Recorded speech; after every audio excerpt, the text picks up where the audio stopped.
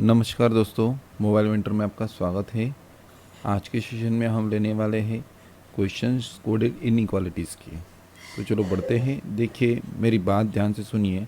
हमने पिछले लेक्चर में जो है क्वेश्चन नंबर 78 तक कर लिए थे, ठीक है।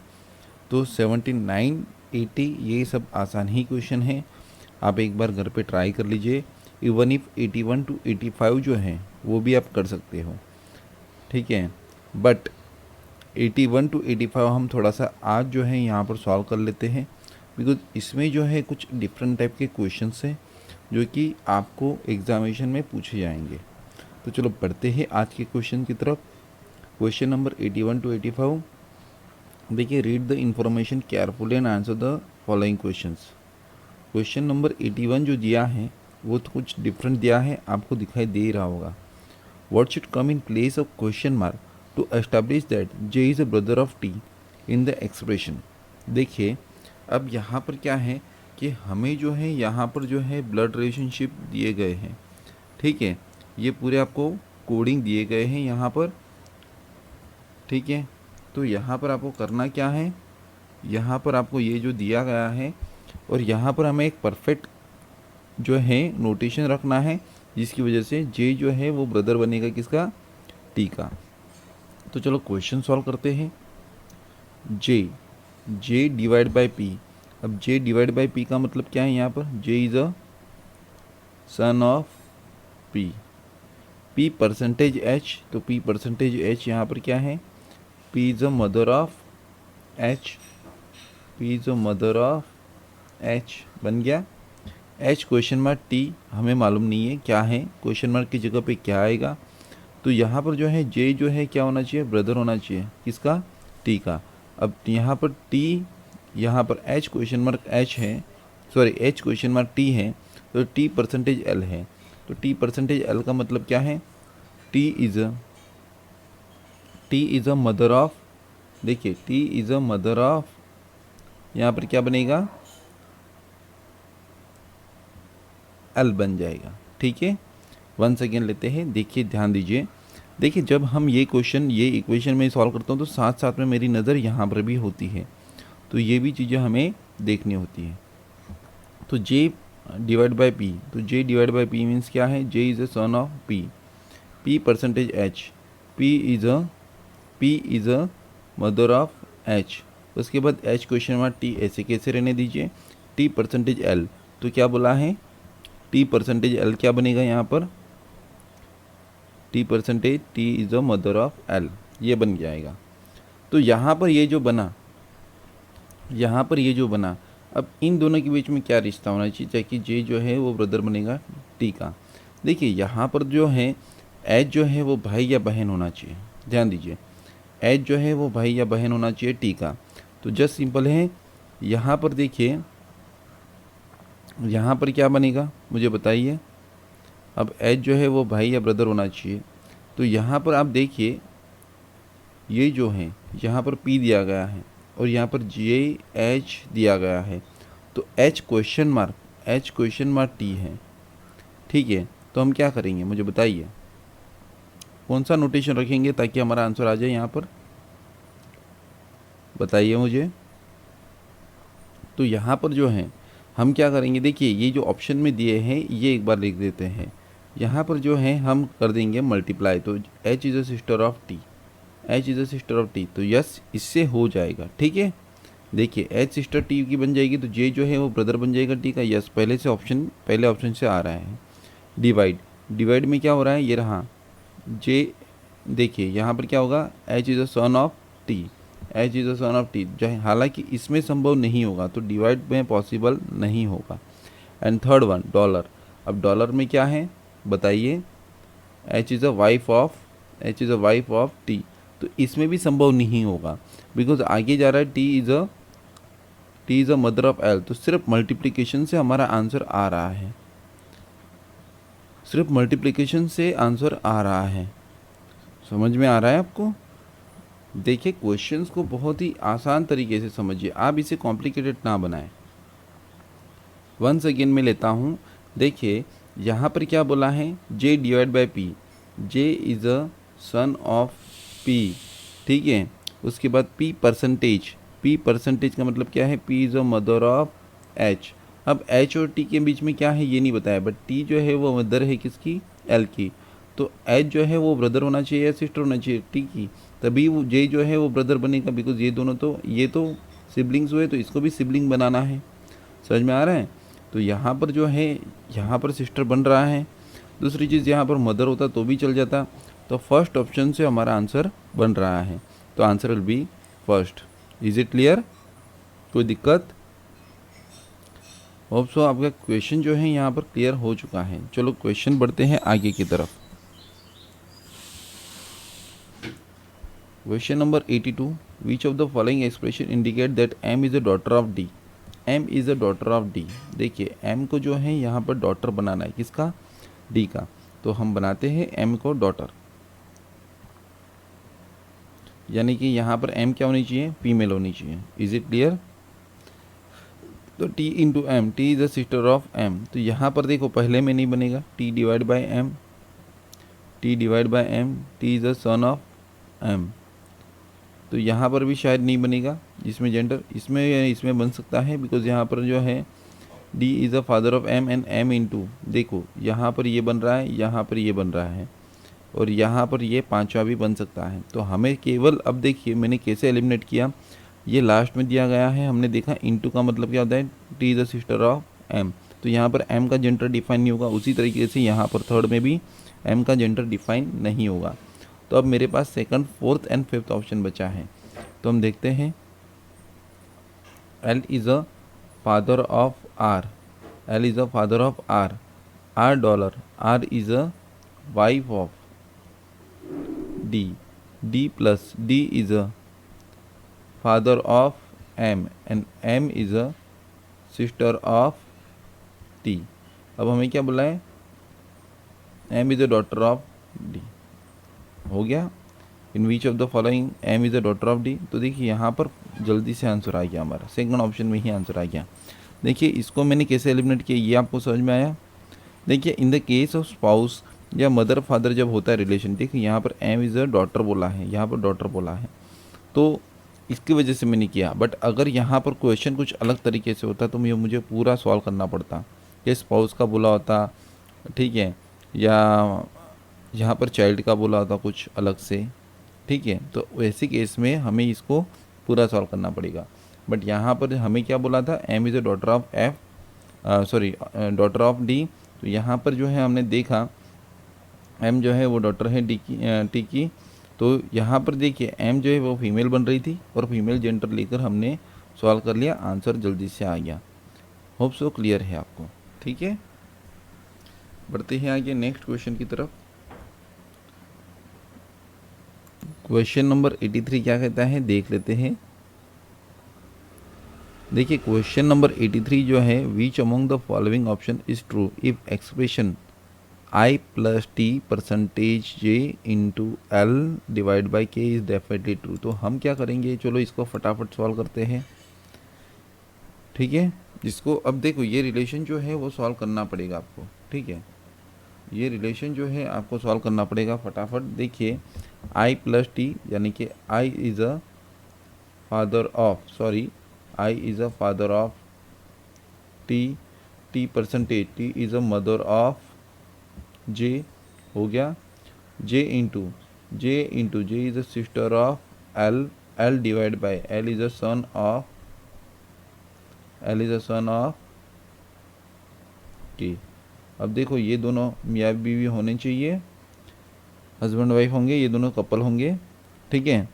L is a daughter of T, देखिए एल क्या डॉटर बनेगी टी की, L is a daughter of T नहीं, एल जो है वो सन बन रहा है, ठीक है। K is a son in law of I, yes, देखिए के जो है वो सन इन लॉ हो रहा है आई का।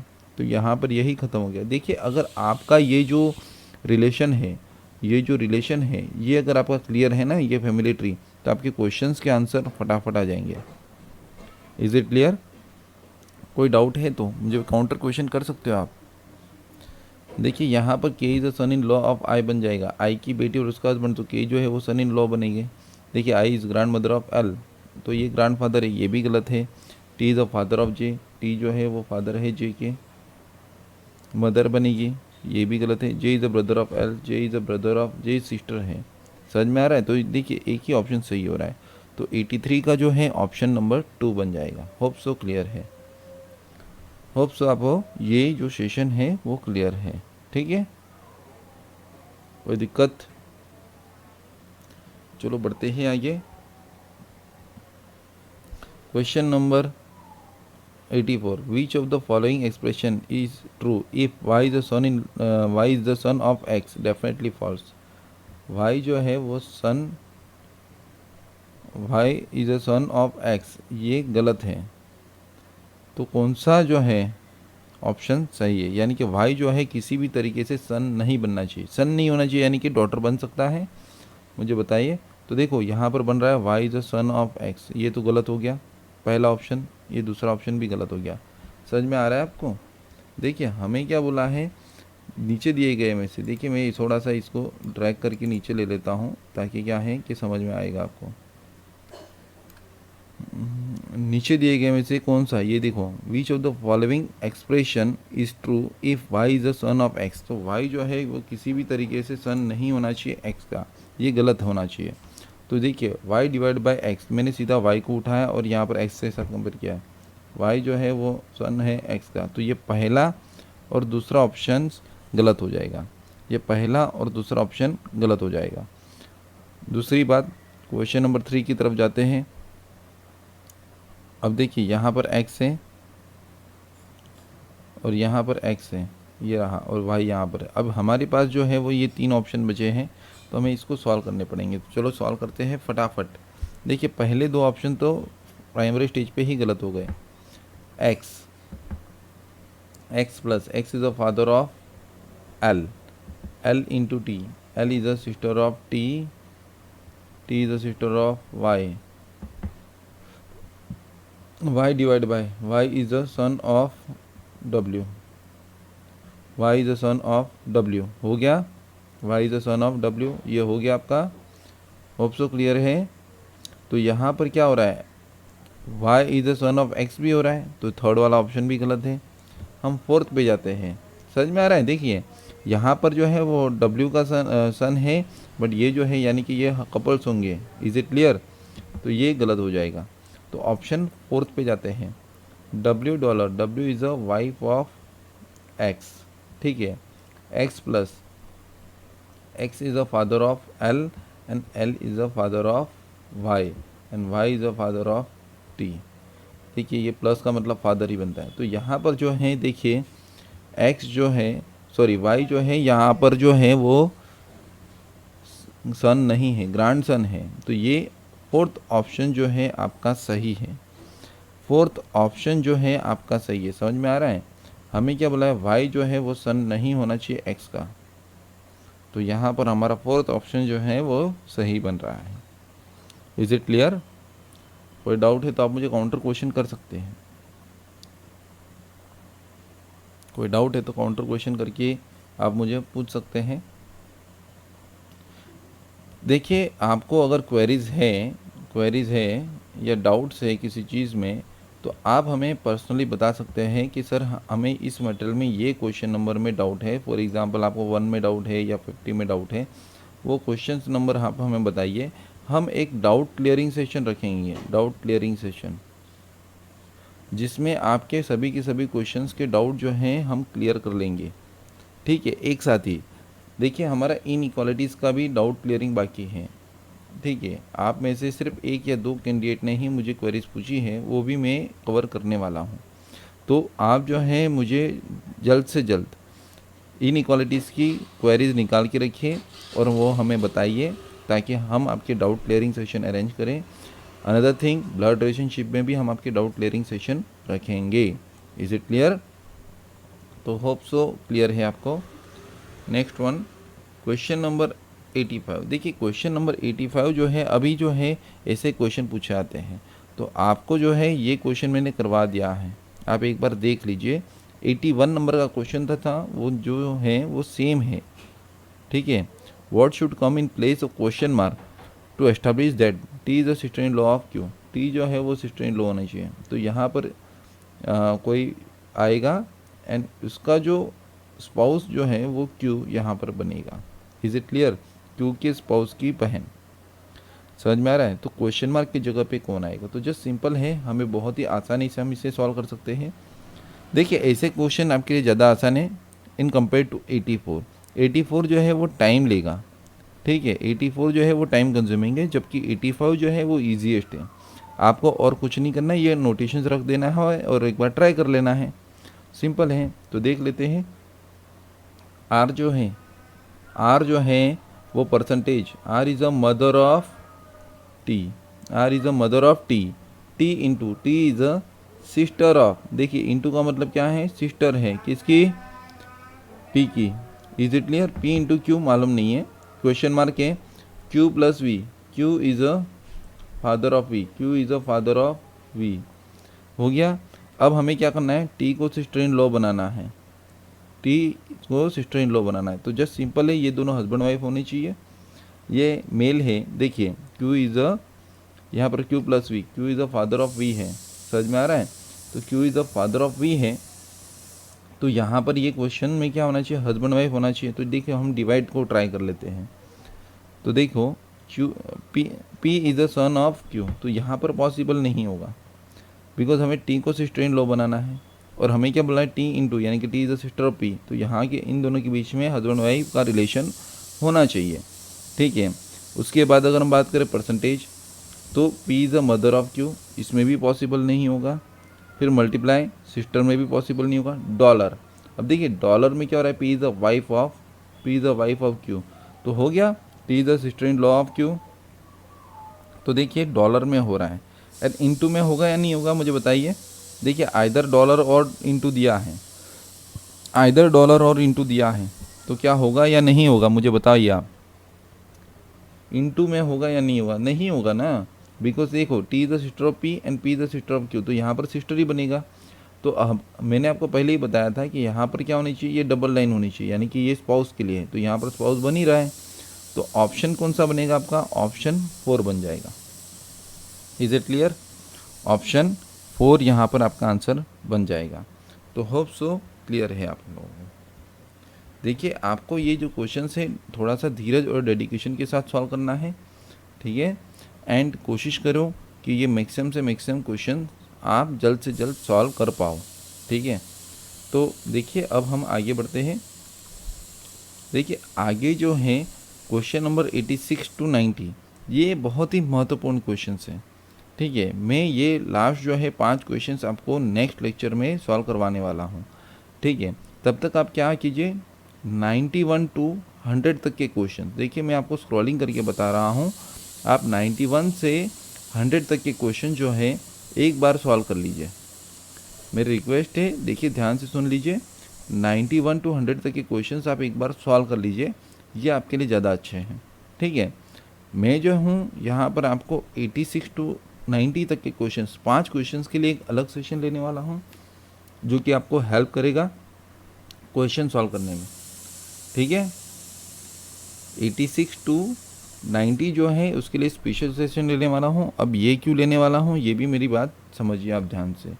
देखिए यहाँ पर जो है 86 टू 90 में क्या हो रहा है, यहाँ पर देखिए एक रिवर्स रिलेशन दिए गए हैं। P at the rate Q means Q is a wife of, sorry, Q is a wife of P, Q is a wife of P, यानी कि यहाँ पर ये फीमेल हो रही है। अब तक हमने क्या किया है, हमने देखा था कि यहाँ पर सेम रिलेशन होनी चाहिए, बट यहाँ पर देखिए उल्टा हो गया।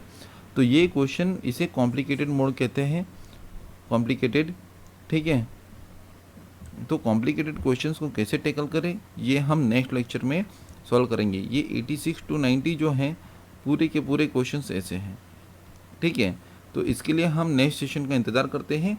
आज के लिए मैं यहीं पे रुकना चाहूँगा, ठीक है। आप आज के टाइम पे आपका एक होमवर्क है, यहाँ पर आपको क्या होमवर्क करना है, आपको करना है पूरे के पूरे जो आपके 51 टू 100 तक के क्वेश्चन हैं, एक्सेप्ट 86 टू 90। आप 86 टू 90 भी कर सकते हो अगर आपको सॉल्व करना है तो ये पूरे आप एक सिंगल स्ट्रोक में सॉल्व कीजिए, सिंगल स्ट्रोक में, ठीक है, एक सिंगल सिटिंग में सॉल्व कीजिए।